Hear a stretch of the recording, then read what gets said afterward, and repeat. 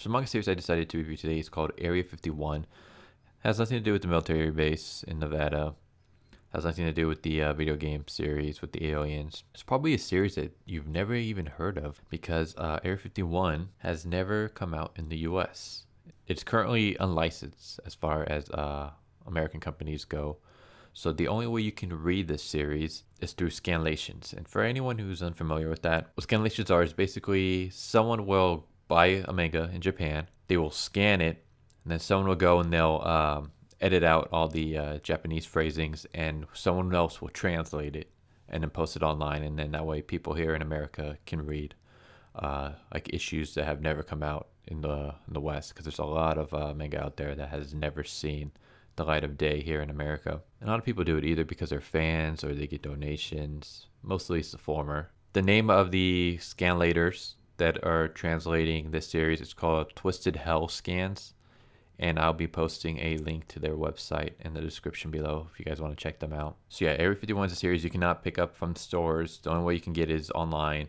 So Area 51 is by Masato Hisa, and the basic plot is that all the gods and goddesses, every mythological figure, every single demon, urban legend that you heard of, they're all real, and they all live in America's 51st state, hence Area 51.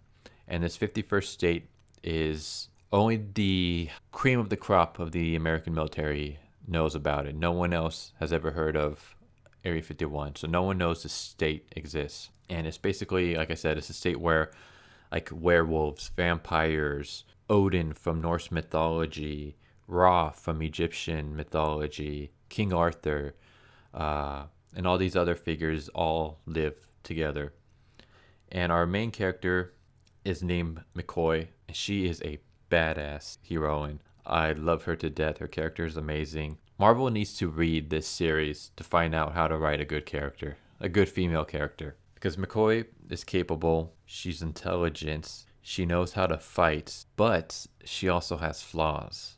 She's very headstrong and stubborn. Like, she will go into a situation guns blazing, and a lot of times I'll get her into deep shit, but she knows how to outsmart her way out of situations. However, she is not the brightest. She's not like, Riri Williams, super genius, I know everything, kind of smart. Like, she constantly finds herself in trouble, but she knows how to get out of it.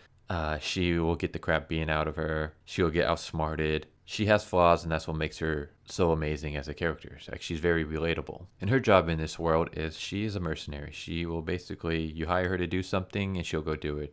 Usually, she's hired to track things down. Like in one episode, I forgot what the name of the Japanese figure is, but it's this Japanese demon where the head and the intestines detach from the body, and they go out like at night, and then by sunrise they come back to the body. It's kind of creepy.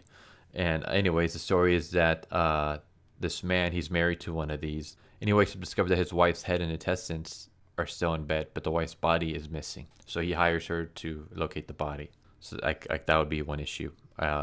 She does another tracking mission in the specific chapter that I'm going to talk about today, but I'll get to that in a moment. Another thing I should introduce is actually McCoy's weapon of choice. Her weapon of choice is a 1911 Browning, and that's the main weapon she uses for the first couple of chapters. But there's this little thing in this universe, which is also based off I believe it's a Japanese legend. And that legend is that if an item lasts for 99 years, it becomes sentient. So in the very first chapter, for example, McCoy's chasing down a vase, and it's because the vase has survived for 100 years, so it's turned into a living thing. It grows arms and legs and all that. McCoy's weapon is a 911 Browning, and at the time the series takes place, it's been 99 years, so McCoy's weapon actually becomes sentient, and it becomes alive, and it turns almost like into this demonic gun that can shoot these like powerful bullets. And the name of the gun is called Pike. And Pike is, he usually spends most of his time sleeping, but when he is awake, he just wants to shoot everything. Anyways, her name is McCoy, and helping McCoy is Kishiro, who's a Kappa, and he's kind of a sidekick slash assigns jobs to McCoy. He usually tends to get himself into situations that McCoy has to get him out of, but they have a pretty good dynamic. The thing about this series that's also pretty good is that it's very welcoming to newcomers. Every chapter is its own little story, but for people who don't like that, Every chapter also has little moments that act as an overarching arc. So, for example, we learn a little bit about McCoy throughout the chapters, and in one we see that she's constantly going to we're seeing her go to a unlicensed black market doctor and paying him in cash, and we hear that there's something wrong with her. And then throughout the story we get little pieces that there's something up with her. We don't really know what it is, and then in the latest chapter we learn more information. So there's little stuff like that building a whole character arc. We see that Kishiro is trying to locate somebody, and we get little pieces of a hints on who it could be throughout the chapter. But every chapter also has its own little story, that so it can act as a standalone. So it kind of has the best of both worlds. It also finds a nice balance between being very dramatic and being very comedic. For example, this chapter right here that I'm going to be talking about today is going to be on the dramatic side.